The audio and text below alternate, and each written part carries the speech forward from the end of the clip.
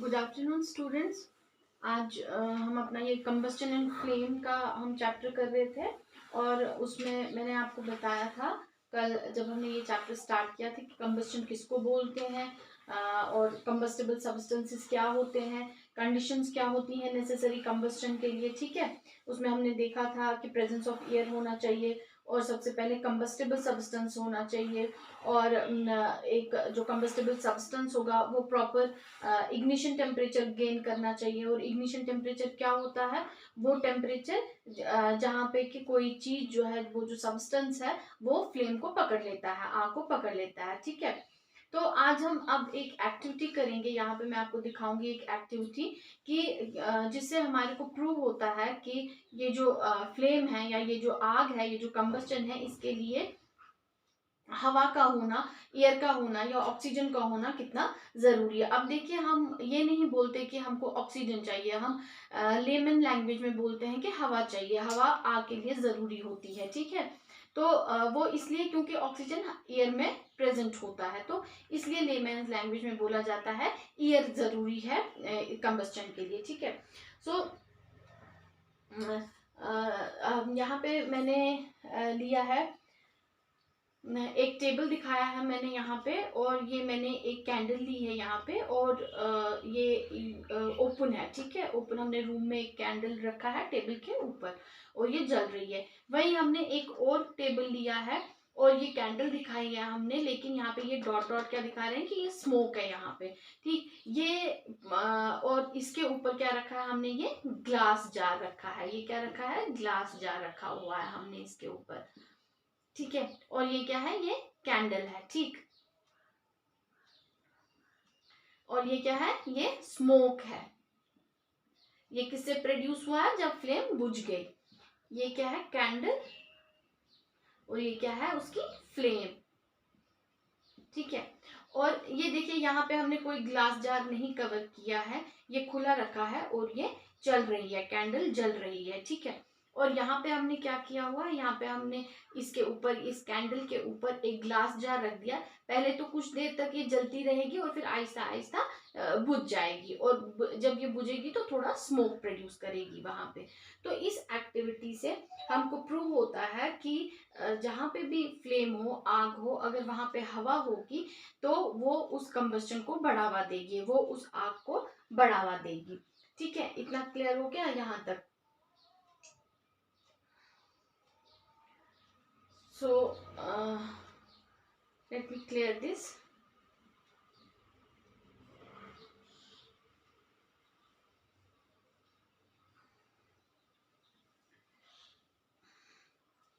Now we will be doing, I will show the ignition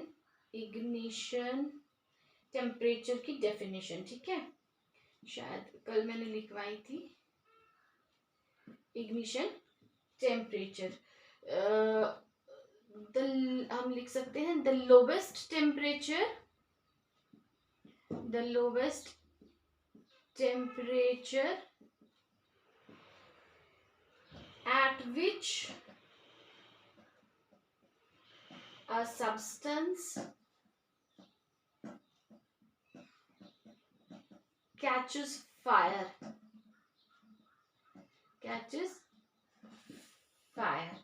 and starts burning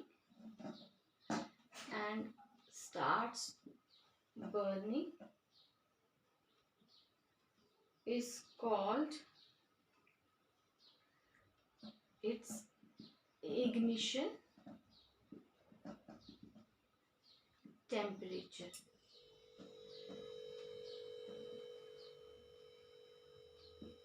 तो वो temperature जहां पे कि कोई सब्सटेंस जो है फायर कैच कर लेता है, आग पकड़ लेता है, उसको हम क्या बोलते हैं? उसको हम बोलते हैं उसका इग्निशन टेम्परेचर। ये जो इग्निशन टेम्परेचर होता है ये वैरी करता है सब्सटेंस टू सब्सटेंस। सारे सब्सटेंसेस का इग्निशन टेम्परेचर सेम नहीं हो सकता है, क्योंकि अलग अलग चीजें अलग अलग टाइम से आग पकड़ती हैं। जैसे मैंने कल भी आपको एग्जाम्पल दिया था, जैसे मेरे पास पीस ऑफ पेपर है और मैंने एक मैच स्टिक लाई और वो जल रही है, तो ये पीस ऑफ पेपर है, अगर इसमें इतना डिस्टेंस है तो इसको टाइम लगेगा जलने में। लेकिन अगर मैं ये माचिस की तीली जो है ये मैं इसके बिल्कुल पास रखती हूँ, फ्लेम के बीच में इसको डाल देती हूँ, तो ये एकदम से आग पकड़ लेगा। ठीक है, तो ये इग्निशन टेम्परेचर जब तक यहाँ की इस फ्लेम की हीट इस कागज तक पहुंचेगी, फिर वो हीट पकड़ेगा, गर्म होता रहेगा और उसके बाद वो फ्लेम पकड़ेगा। लेकिन यहाँ पे मैंने इस कागज को इस फ्लेम के बीच में डाल दिया, वो एकदम से हीट अप हो गया, एकदम से वो अपना जो उसका इग्निशन टेम्परेचर था वो उसने अटेन कर लिया और ये पेपर जो है जलने लगा। तो जितना ज्यादा हम उसको हीट देंगे, उस कंबस्टेबल सब्सटेंस को अगर हमारे को जलाना है, जितना ज्यादा हम उसको हीट देंगे उतना ज्यादा जो है वो जल्दी जल जाएगा। अब देखिए, अगर हमारे पास एक मोटी लकड़ी का टुकड़ा है और हमारे पास एक माचिस की तीली है, क्या एक तीली से वो जल जाएगा? नहीं, क्योंकि उस तीली एक माचिस की तीली में इतनी हीट प्रोड्यूस नहीं होगी कि वो उस लकड़ी के इग्निशन टेम्परेचर तक पहुंच पाए। तो हम उस लकड़ी को जलाने के लिए क्या करेंगे, हम उसमें थोड़ा पेट्रोल डालेंगे या थोड़ा केरोसिन डालेंगे, क्योंकि उनका टेम्परेचर बहुत ही लो होता है, इग्निशन टेम्परेचर उनका बहुत लो होता है। तो जैसे ही हम उस पर 2-3 बूंदे पेट्रोल की या इसकी केरोसिन की डाल देते हैं, और जैसे ही हम माचिस की तीली उसको दिखाते हैं, मतलब जस्ट डालते हैं वहां पे, तो वो एकदम से फायर कैच कर लेता है। मतलब उसका चूंकि वो केरोसिन या पेट्रोल का इग्निशन टेम्परेचर कम है, तो एकदम से फ्लेम पकड़ लेता है और वो उस लकड़ी को भी जलने में मदद करता है। की लकड़ी जो है itself that is a combustible material, तभी तो वो जल रहा है। अदरवाइज अगर मैं केरोसिन या पेट्रोल थोड़ा सा सीमेंट पे या किसी ईंट पे डालूंगी, तो जितना वहां पे केरोसिन या पेट्रोल होगा उस ईंट के ऊपर वो जल जाएगा, और जब वो जल खत्म हो जाएगा तो वो आग खुद ब खुद बुझ जाएगी, क्योंकि ईंट जो है that is not a combustible substance. ईंट जल नहीं सकती है, सीमेंट जल नहीं सकता है, तो वो बुझ जाएगा। ये लकड़ी इसलिए जलती है क्योंकि ये खुद कंबस्टेबल सब्सटेंस है, और ये केरोसिन या पेट्रोल डालने से जो आग उसमें लगी है वो हीट तब तक उसमें इतनी प्रोड्यूस कर देता है कि वो लकड़ी खुद भी जलने लगती है। ठीक है, I think it should be clear to you now.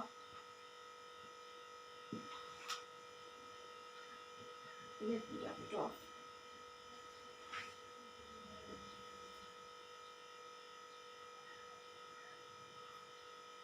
इसमें आप ये भी देख सकते हैं कि जो हम घर में एलपीजी का यूज करते हैं ना यूज, तो उसमें कितना टाइम लगता है हमको जलाने में। नॉब ऑन किया और फटाफट से उसमें वो फ्लेम पकड़ लेता है। इसका मतलब एलपीजी का भी जो है इग्निशन टेम्परेचर जो है बहुत लो होता है। इसीलिए हम बोलते हैं इन चीजों को, हमारे को जिन चीजों का इग्निशन टेम्परेचर लो होता है, मतलब जो जल्दी आग पकड़ लेते हैं, उन चीजों को हमारे को बहुत ही सावधानी से हैंडल करना चाहिए। उन चीजों को हमें बहुत ध्यान से उसका इस्तेमाल करना चाहिए। ठीक है,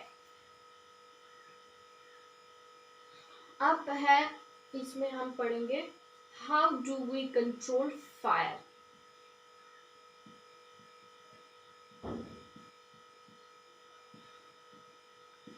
अब ये तो हमने देखा कि आग कैसे लगेगी, देखा ना। अब हम इसमें देखेंगे कि ये आग जो है ये कैसे बुझेगी, इसको हम कैसे बुझा सकते हैं। ठीक है, तो जैसे हमने देखा कि आग लगने के लिए कंबस्टेबल सब्सटेंस का होना बहुत जरूरी है, वहां पे एयर का होना बहुत जरूरी है, इग्निशन टेम्परेचर का होना बहुत जरूरी है। तो आग बुझाने के लिए हमें क्या चाहिए, उसको हम क्या बोलेंगे, एक्सटिंग्विशिंग फायर। क्या बोलेंगे, एक्सटिंग्विशिंग द फायर। जो आग लगी होगी उसको बुझाने के लिए हम क्या करते हैं। अब देखते हैं मतलब खुदा न खासा कहीं पे आग लग जाती है तो एकदम से फायर ब्रिगेड्स को बुलाया जाता है। वो क्या करते हैं, वो एकदम पानी डालते हैं। पानी क्या करता है, पानी आग कैसे बुझाता है, पानी जो है उस टेम्परेचर को ठंडा करता है, और वो जब वहां पे गीली सरफेस भी हो जाती है और साथ में उसका टेम्परेचर भी कम हो जाता है, तो वो आग जो है बुझ जाती है। या हम देखते हैं सीरियल्स में या टीवी इसमें दिखाते हैं, मूवीज में दिखाते हैं कि कहीं पे आग लग गई और कोई बच्चा या कोई इंसान उस आग में फंस गया, उसके कपड़ों में आग लग गई, और फिर कोई दूसरा उसको बचाने के लिए आता है और वो क्या करता है, उसके ऊपर कंबल लपेट देता है, और उसकी वो जो आग कपड़ों में लगी होती है वो बुझ जाती है। वो कैसे बुझ जाती है, वो जो कंबल उसके ऊपर लपेट देता है वो जो हवा की सप्लाई है उस फ्लेम तक उसको रोक देता है, उसको बैरियर बना देता है। तो वो अंदर जब ऑक्सीजन पहुंचा ही नहीं उस फ्लेम तक तो वो आग जो है बुझ जाती है। तो हम ऐसी कई सारी चीजें देख सकते हैं। या हम देखते हैं, हम हॉस्पिटल्स में जाते हैं या बैंक्स में जाते हैं, स्कूल्स में जाते हैं, तो हर एक जगह हम देखते हैं वहां पे, अगर आपने नोटिस किया होगा, वहां एक बॉटल लगी होती है दीवार पे और वहां पे लिखा होता है फायर एक्सटिंग्विशर, ठीक है। रेड कलर की बॉटल होती है, do not touch it, fire extinguisher, ऐसा कुछ। तो वो क्या चीज होती है, वो उसमें क्या भरा होता है, कार्बन डाइऑक्साइड भरा होता है। तो खुदा ना खास्ता अगर कहीं पे आग लग जाए, अभी थोड़ी सी आग हो, तो एकदम से उस फायर एक्सटिंग्विशर को लाकर उसका नॉब प्रेस करते हैं ताकि वो जो है वहां पे वो कार्बन डाइऑक्साइड आए और वो ऑक्सीजन वहां तक ना पहुंचे और वो आग, कार्बन डाइऑक्साइड आग को बुझाने में मदद करता है, ठीक है। तो सबसे पहले तो हमको क्या करना है कि वो जो मटेरियल, अगर मतलब कहीं पे छोटी मोटी सी आग लगी है और अगर हम वहां से ऐसा मटेरियल, कंबस्टेबल मटेरियल जो है, मतलब जो जल सकता है मटेरियल, उसको हटा सकते हैं, तो उसको सबसे पहले हटा देना चाहिए। तो नंबर 1 पे आएगा removal of, remove the combustible material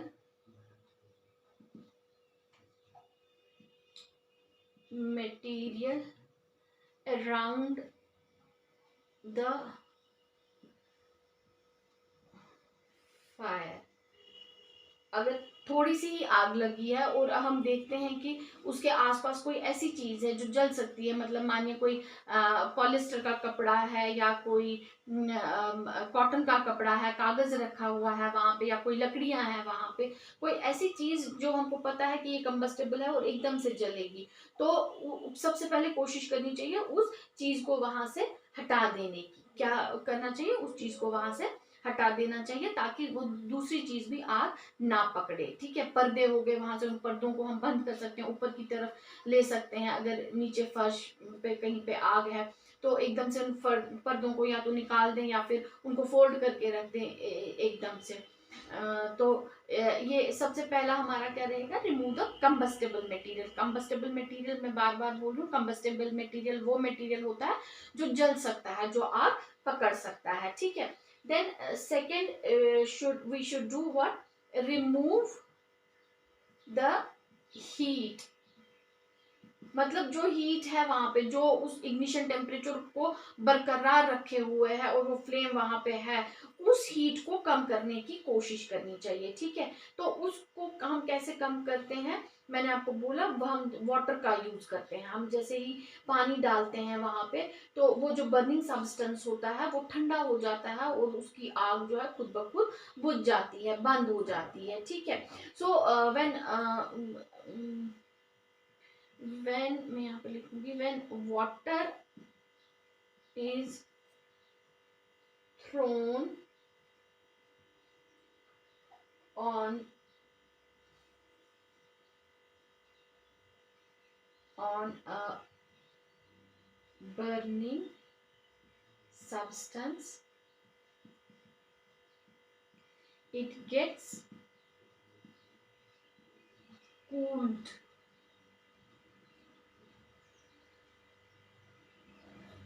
below its ignition temperature।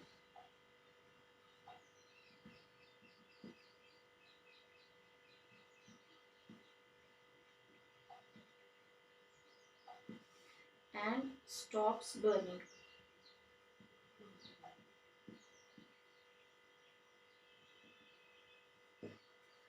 And stops burning, ठीक है। पानी क्या करता है, इग्निशन टेम्परेचर को एकदम कम कर देता है, उसको कूल डाउन कर देता है और वो आग जो है बुझ जाती है, ठीक है। देखिए हम यहाँ पे एक और चीज भी आप समझ सकते हैं कि यहाँ पे सर्दी का मौसम होता है और ऑलमोस्ट हर एक के घर में हमाम रखा हुआ है ना, जी ना, हमाम आसान। और क्या करना ताकि हमाम आसान यस जाय नेबर कहीं जुन त्रावान, जुन जालान तक में खुदा रचिन तो उससे क्या हमारे मकान को कोई नुकसान पहुंचता है, नहीं।